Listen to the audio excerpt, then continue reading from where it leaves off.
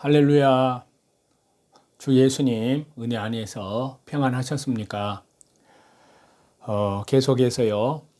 성경과 한국의 상고사, 한국의 상고사와 성경 말씀을 대비해서 이 하나님의 말씀을 전가하고 있는데요.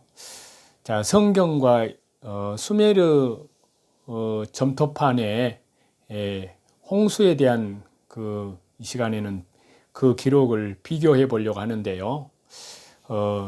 성경에는 그 홍수 사건이 창세기 6장에서부터 9장에까지 나옵니다. 수메르 점토판에 나오고요. 그리고 노아 홍수에 대한 증거는, 대홍수에 대한 증거는 성경에서는 노아입니다.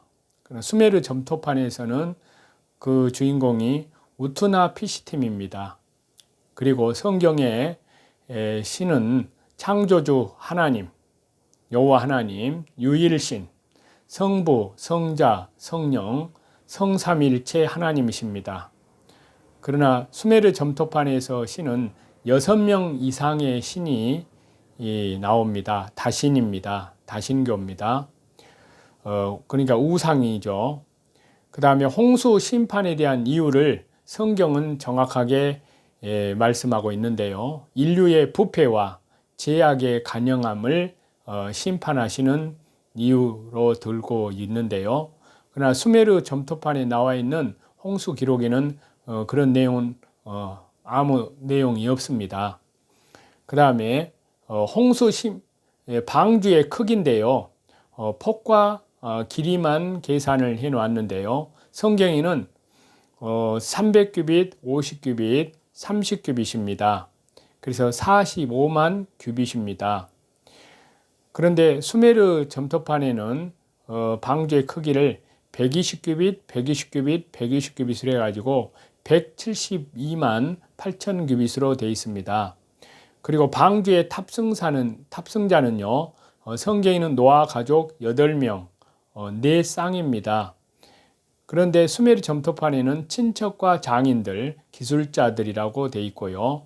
그리고 탑승 동물을 보면은 성경에는 암수 2쌍씩, 정결한 동물은 암수 7쌍씩.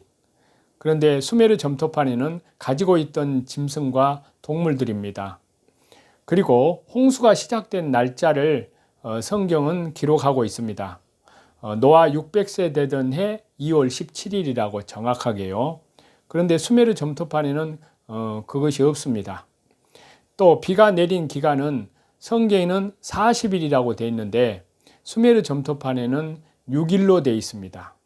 그리고 물이 땅을 덮은 기간은 성경에는 370일 동안입니다. 1년이 넘습니다. 그런데 수메르 점토판에는 7일 밖에 기록이 되어 있지 않습니다. 그리고 방주에서 나온 날을 성경은 기록하고 있는데 노아 601세에 되던 날 1월 1일입니다. 그런데 수메르 점토판에는 그 홍수에 대한 방주에서 나온 날이 없습니다. 그리고 땅이 마른 것을 확인을 하는데 성경은 까마귀, 비둘기를 보내서 비둘기가 돌아오지 않습니다. 그런데 수메르 점토판에는 비둘기 제비를 날려보내고 까마귀를 날려보냈는데 돌아오지 않습니다. 까마귀가 돌아오지 않았다고 그랬습니다. 그 다음에 홍수 후에 신의 행동을 보면은 성경에는 생육하고 번성하라고 성삼일체 하나님은 축복했습니다. 그런데 수메르 점토판에는 비밀 누설에 대한 신들의 논쟁이 있습니다. 그 다음에 홍수 후에 지구의 환경의 변화에 대해서 성경은 정확하게 언급을 합니다. 과학적으로요. 사계절이 시작되었고 육식이 시작되었고 수명이 단축되었고 무지개가 나타났다고 말씀하고 있습니다. 그러나 수메르 점토판에는 아무런 내용이 없습니다. 자, 이걸 비교했을 때 수메르 점토판은 그러니까 수메르 점토판은 이제 구비전승이고요. 그러나 성경은 정확하게 육하 원칙에 정확하게 떨어집니다. 그래서 사실성에 있어서는 성경이 더 정확하다는 것을 말씀하고 있습니다. 그러니까 수메르 점토파는 성경에 있는 심판에 대한 노아 홍수 심판을 이제 그 후손들이 노아의 후손들이 입에서 입으로 전해지는 구비전성으로 수메르 점토판에다가 기록했다는 것을 알 수 있습니다. 그러니까 홍수에 대한 것은 수메르 점토판이 성경의 내용을 인용했다는 것을 알 수 있습니다. 수메르 점토판의 경우에요, 일반 은총을 통해서 전해진 환국의 신앙이 이제 구전을 통해서 입에서 입으로 전해지는 구전을 통해서 점차 변질된 것을 기록하는 것으로 우리가 보면은 됩니다. 그것이 결론인데요.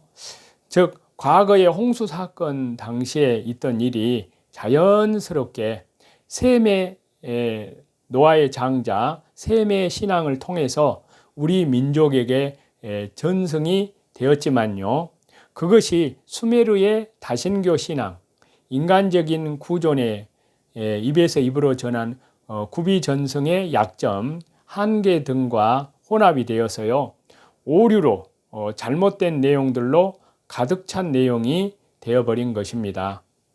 반면에 성경의 기록은 창조주 하나님의 감동, 성령님의 영감으로 기록되었다는 것을 우리는 확인할 수가 있고요.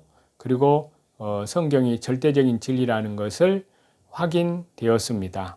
그렇기 때문에 그 모든 내용의 전개가 성경은 온전하고요, 그 기록된 모든 내용이 지금 이 시대 지질학적으로 과학적으로도 그 내용이 정확하게 사실이라는 것이 증명이 되었는데, 둘 다 그 사실의 내용이 정확하게 일치합니다. 결론은 성경이 사실이라는 것입니다. 자, 이러한 모든 내용들을 종합을 해보면요, 성경이 수메르 문명, 수메르 신화의 아류라는 주장이 얼마나 황당하고 터무니없는 주장인 것을 우리는 뚜렷하게 알게 해준다는 것입니다. 성경의 모든 말씀은요, 다 인간의 산물이 아니라 창조주 하나님, 신적인 기원을 갖습니다. 한 분 하나님의 감동으로 기록된 유일무이한 진리입니다. 성경이요. 이를 어찌 감히 인간의 글들, 더욱이 우상 종교로 얼룩진 이방 문헌들과 같은 것으로 그것들의 아류로 편마한다는 말이냐 하는 겁니다. 그거는 있을 수 없는 일인데요. 성경은 거룩한 한 분 하나님의 절대적인 진리요 말씀이라는 사실입니다. 그래서 성경만이 진리입니다. 그 어떤 고고학적 발굴이 있다 해도 그것은 인간의 문서일 뿐 완전할 수는 없다는 겁니다. 성경이 그 모든 것의 올바른 이해를 세우는 기준이고요. 그리고 성경이 그 모든 것의 올바른 근거이고 방향이 된다는 것을 우리는 알 수가 있습니다. 신약 성경 이제 요한계시록 18장 1절에서 4절까지 내용을 보겠습니다. 이 일 후에 다른 천사가 하늘에서 내려오는 것을 보니 큰 권세를 가졌는데 그의 영광으로 땅이 환하여 지더라. 힘센 음성으로 외쳐 가로되 무너졌도다 무너졌도다 큰 성 바벨론이여 귀신의 처소와 각종 더러운 영에 모이는 곳과 각종 더럽고 가정한 새에 모이는 곳이 되었도다. 그 음행의 진노의 포도주를 인하여 만국이 무너졌으며 또 땅의 왕들이 그로 더불어 음행하였으며 땅의 상고들도 그 사치의 세력을 인하여 치부하였도다 하더라. 또 내가 들으니 하늘로서 다른 음성이 나서 가로되 내 백성아 거기에서 나와 그의 죄에 참여하지 말고 그의 받을 재앙들을 받지 말라라고 말씀을 하시는데요. 자, 인간이 쌓아가는 바벨탑 그리고 큰 성 바벨론은요 귀신의 처소이고요 각종 더러운 영이 모이는 곳입니다.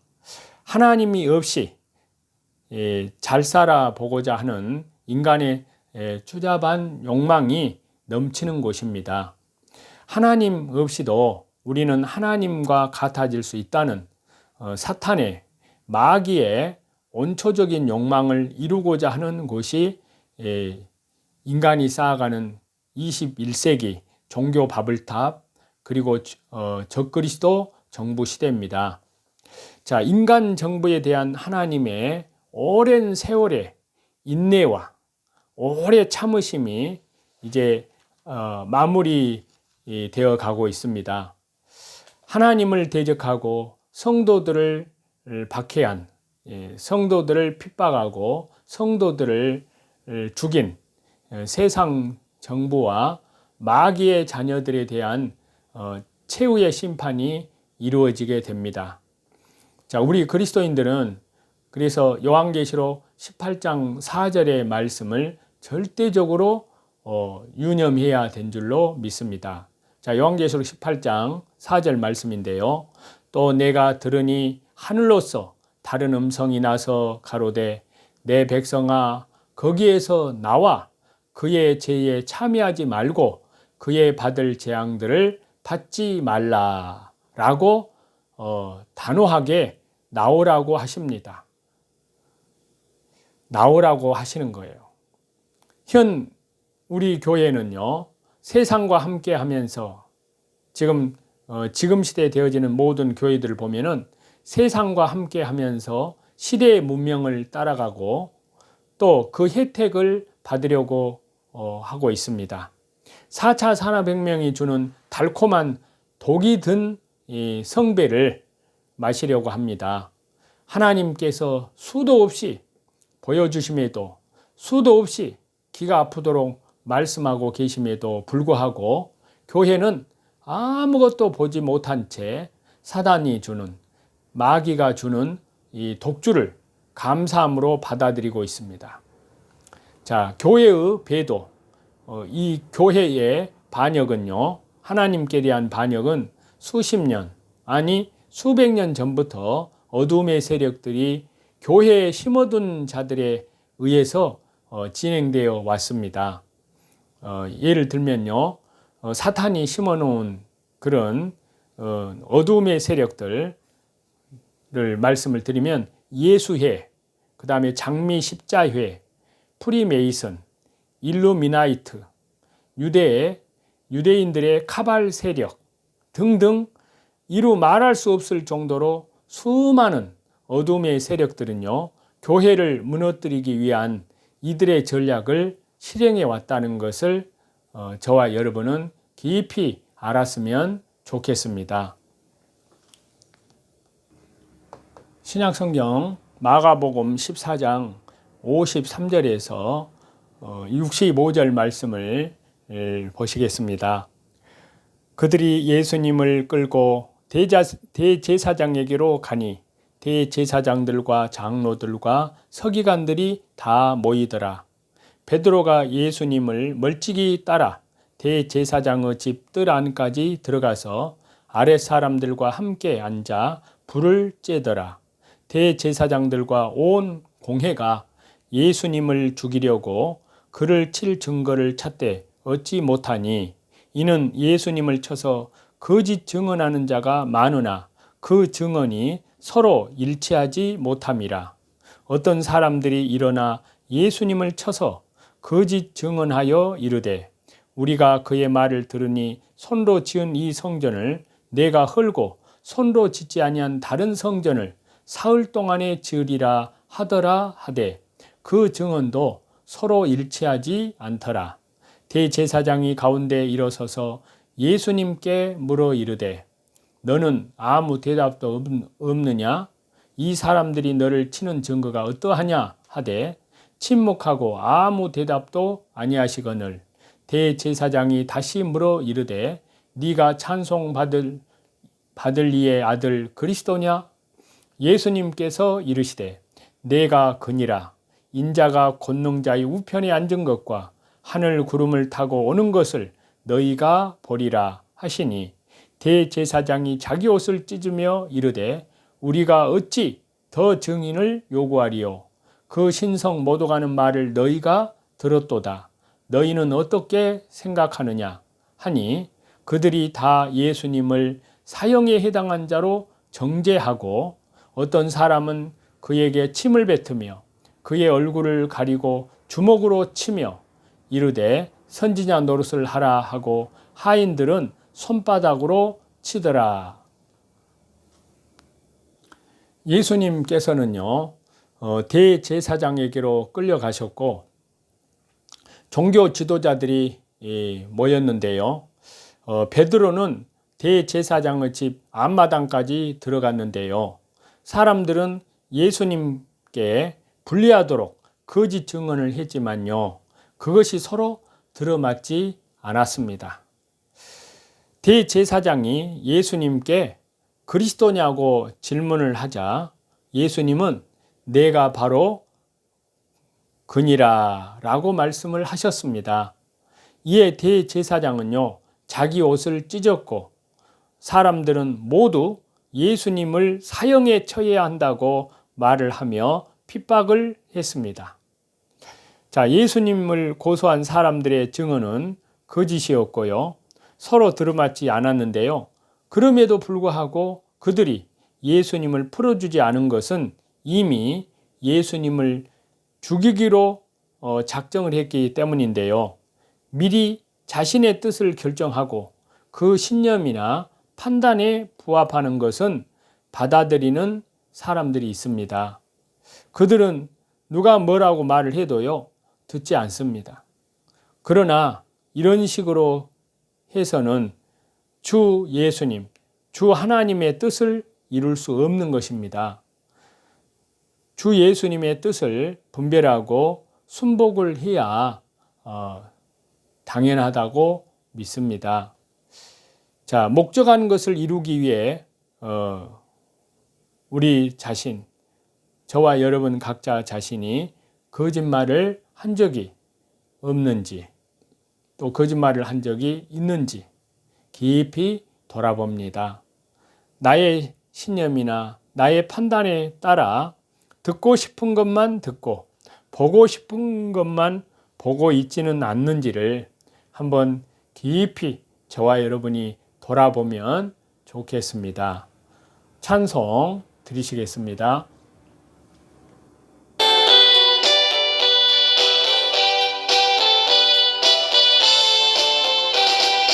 나의 죄를 씻기는 예수님의 피밖에 없네. 다시 성태하기도 예수님 피밖에 없네. 예수님 흘린 피 날 이제 하오니 귀하고 귀하다. 예수님 피밖에 없네.